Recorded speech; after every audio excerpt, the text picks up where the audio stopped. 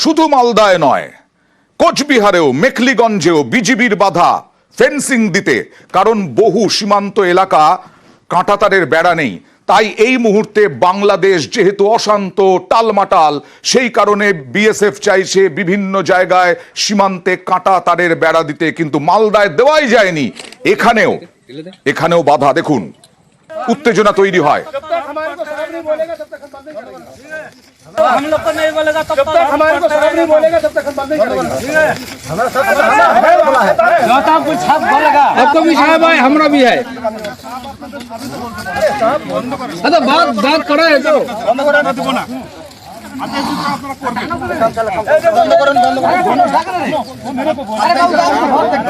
ভারতের এলাকায় ভারতের মাটিতে ফেন্সিং কাঁটা তারের বেড়া, তাতেও বাধা বিজিবির। মালদাতেও তাই। মালদায় কাজই করতে পারা যাচ্ছে না, বিজিবির উস্কানি। বিজিবির সঙ্গে ওই বাংলার সাধারণ মানুষও রয়েছেন, আর এখানকার সাধারণ মানুষও বিএসএফ এর সঙ্গে সহযোগিতা করছেন। কথা বলবো প্রতিনিধি শুভঙ্করের সঙ্গে। শুভঙ্কর, প্রাথমিকভাবে কি হয়েছিল?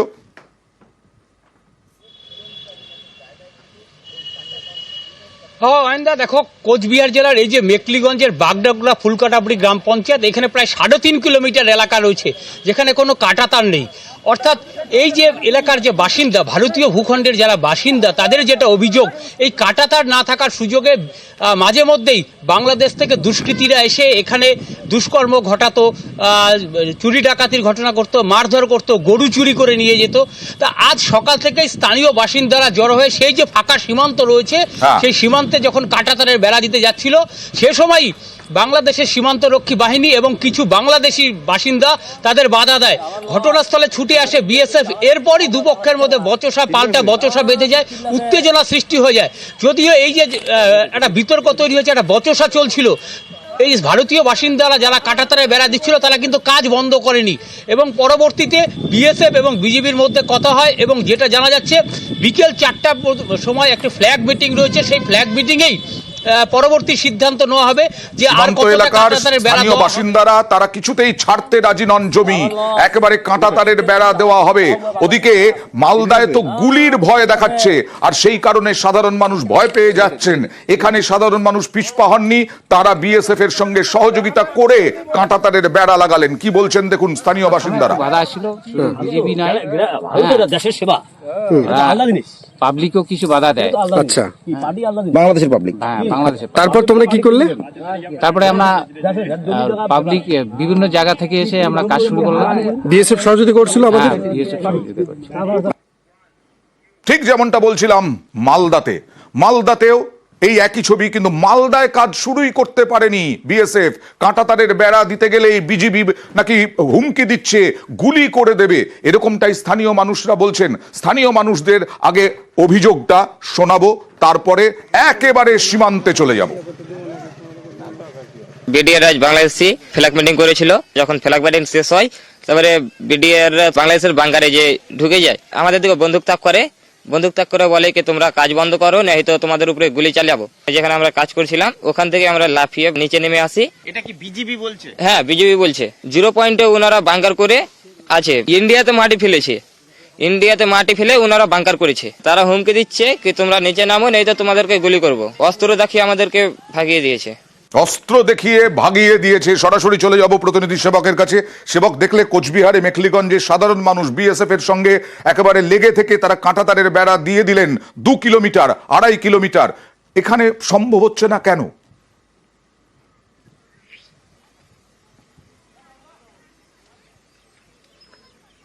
দেখো, এখানে 1200 মিটার উন্মুক্ত সীমান্ত, যেখানে সোমবার থেকে কাজ শুরু করা হয়েছিল, আর বুধবার সকাল 11টার পরে তা বন্ধ হয়ে যায়। ফ্ল্যাগ মিটিং এর সমস্যা মেটেনি।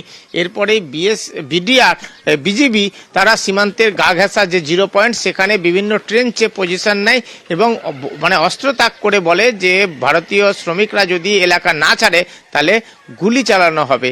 এরপরেই প্রায় 20 জন শ্রমিক কাজ করছিলেন, তারা ফিরে আসে।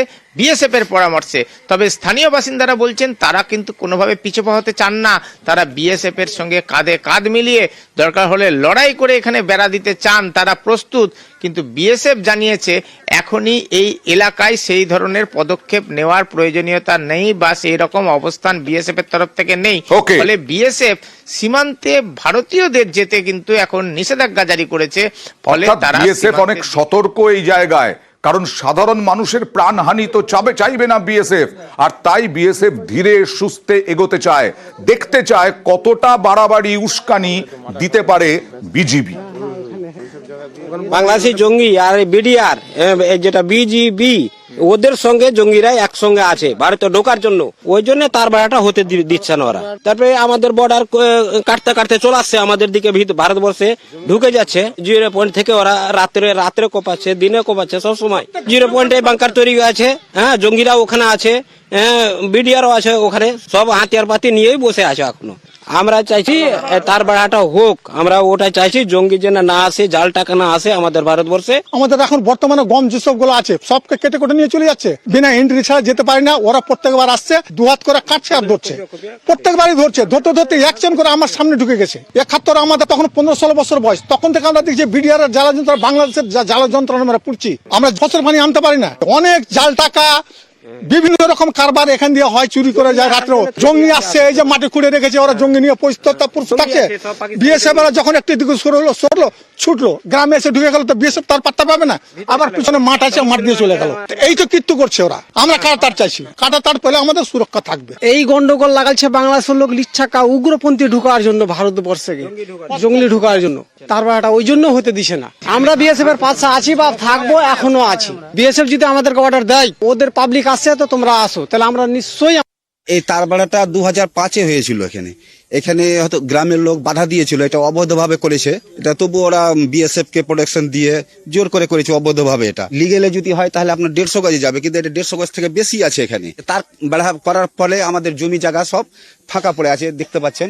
আমাদের প্রচুর সমস্যা হয়। বাংলাদেশ খোলাভাবে ওরা আসে এই জমিতে, যখন ইচ্ছা তখন ফসল কেটে নিয়ে চলে যায় ওরা। কাটাতার মোটামুটি ধরেন যে তো 50-70 গজ ছেড়ে হচ্ছে, তো বাংলাদেশ লোক বাধা দিচ্ছে। এই কাটাতার হয়ে গেলে আমাদের ভারতবর্ষ সুরক্ষিত থাকবে, অনুপ্রবেশ ঢুকতে পারবে না। এখানকার আমরা যে জমিগুলো চাষ করতে পারছি না, কারণ বাংলাদেশে আমরা ফসল তৈরি করলে বাংলাদেশের লোক রাত্রে এসে কেটে নিয়ে চলে যায়। আমরা এখানে বহু রকম সমস্যায় ভুগছি। বাংলাদেশ থেকে এসে কেউ জাল নোট, কেউ ফেন্সিডিল, ভিতর থেকে লোক এসে চোরাচালান ভাবে ফেলে দেয়। এই জমিগুলো আমাদেরই, কিন্তু তথাপি আমাদের জমি আমরা ব্যবহার করতে পারছি না। পরিস্থিতি এখন শান্ত আছে। সমস্যা তার কাটা নিয়ে, তার বেড়া দিতে দিবে না, ওরা নিষেধ করছে। গ্রামবাসী চাইছে যে আমাদের এই তার কাটাটা, তার বেড়াটাও হোক, হলে আমাদের ভালো আছে। এতে বাংলাদেশ থেকে কোনো আতঙ্কবাদী আসতে পারবে না, যে ইন্ডিয়ার লোকসান হয়েছে, চোরাচালানি কারবার হয়েছে, এগুলো হবে না। কতটা যন্ত্রণার মধ্যে আছেন সীমান্ত পারের ভারতীয়রা। আর বিএসএফ যেটা বলছিলাম, অনেক সতর্ক, অনেক ধৈর্য রাখছে। কি বলছেন বিএসএফ এর কর্তারা, দেখুন। नहीं, कोई दिक्कत नहीं है। हम लोग उनकी बीएसएफ और बीजेपी की तरफ से कोई भी दिक्कत नहीं है, और हमारा जो काम है वो चल रहा है, और जो अप्रूव्ड काम है उसको हम अपना कर रहे हैं, और हम अपने देश की जो बॉर्डर्स हैं उसको बिल्कुल एक तरीके से, प्रॉपर तरीके से गार्ड कर रहे हैं, और वो काम सुचारू रूप से चल रहा है। सर, वैष्णवनगर में जो हालत पैदा किया था बीजेपी ने, अब हालत क्या है? देखिए, मैंने आपको इस सवाल का जवाब पहले ही दे दिया है कि जो हमारा, इसमें कोई ऐसा हालात नहीं था जो क्रिएट हुआ है। ये हमारा नॉर्मल फेंसिंग वर्क है जो हम अपने जमीन पे कर रहे हैं, और वो हम काम कर रहे हैं अपना, इसमें ऐसा कोई भी इश्यूज नहीं है। দেশ ছাড়া শেখ হাসিনা, খালেদা জিয়া চলে গেছেন লন্ডনে চিকিৎসার জন্য। প্রাথমিকভাবে মনে করা হয়েছিল ফাঁকা মাঠে গোল দেওয়ার চেষ্টা মোহাম্মদ ইউনূসের, কিন্তু না, আরো বেশি চাপে পড়ে গেলেন মোহাম্মদ ইউনূস। বিএনপির মহাসচিব আক্রমণ করলেন তাকে, কারণ নির্বাচিত সরকার ছাড়া সংস্কারের বৈধতা নিয়ে প্রশ্ন আগেই নির্বাচিত সরকারের দাবি আওয়ামী লীগ জানিয়েছিল। এবার বিএনপি মহাসচিবের যে বক্তব্য, তাতে আরো চাপে পড়লেন ইউনূস। কেন, দেখুন। সংস্কার অবশ্যই লাগবে, কিন্তু সেই সংস্কারটার যে পেছনে যে শক্তিটা লাগবে সেটা হচ্ছে একটা নির্বাচিত পার্লামেন্ট, নির্বাচিত সরকার। এটা ছাড়া সংস্কারকে কখনো আপনার লেজিটিমেসি দিতে পারবো না আমরা। যারা জাতীয়তাবাদে বিশ্বাস করেন, যারা বাংলাদেশের গণতন্ত্রে বিশ্বাস করেন, যারা দেশের থেকে উঠা যায় নেতৃত্ব এবং বঙ্গবন্ধু তারেক রহমানের নেতৃত্বে বিশ্বাস করেন, তারা সবাই ঐক্যবদ্ধ হন, বিভক্ত হবেন না, এবং এই লড়াই থেকে কি করে আরো বাড়ানো যায় সেই কৌশলগুলো গ্রহণ করেন। অনেকেরই প্রশ্ন ছিল ইউনূস কি আগে আলাদা করে চেষ্টা করছেন আলাদা পার্টি করে সরকার করা, আর সরকারেই বসে থাকবেন এই উপদেষ্টা হিসেবে? না, ইউনূসে মোহভঙ্গ খালেদার দলের বাংলাদেশে বিভেদের রাজনীতির অভিযোগ নাম না করে ইউনূসকে নিশানা করলেন বিএনপির মহাসচিব ফখরুল। দেশভাগের চক্রান্তের অভিযোগ বিএনপি নেতার। আমি জানি না, কিছু মানুষ একেবারে যেন ডেসপারেট হয়ে গেছে যে তার দেশকে ভাগ করবে না, জনগণকে বিরক্ত করবে। এখন বিভিন্ন রকম কথা বলছে, বিভিন্ন রকম আপনার উস্কানি দিচ্ছে, উস্কানিমূলক কথা হচ্ছে। আপনারা দয়া করে এগুলোর মধ্যে যাবেন না।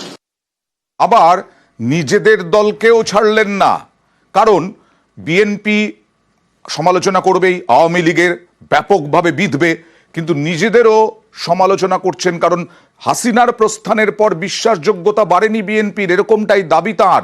ঐক্যের ছবি তুলে ধরতে পারছে না খালেদার দল, এটা আক্ষেপ করলেন মির্জা ফখরুল ইসলাম।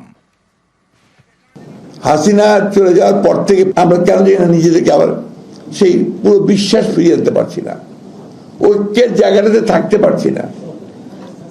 কি দুর্ভাগ্য যে এখন যেটা শুরু হয়েছে এ থেকে আমি মনে করি এতটুকু সুস্থ ব্যাপার না, অসুস্থ একটা প্রতিযোগিতা শুরু হয়েছে ক্ষমতায় টিকে থাকবার জন্য।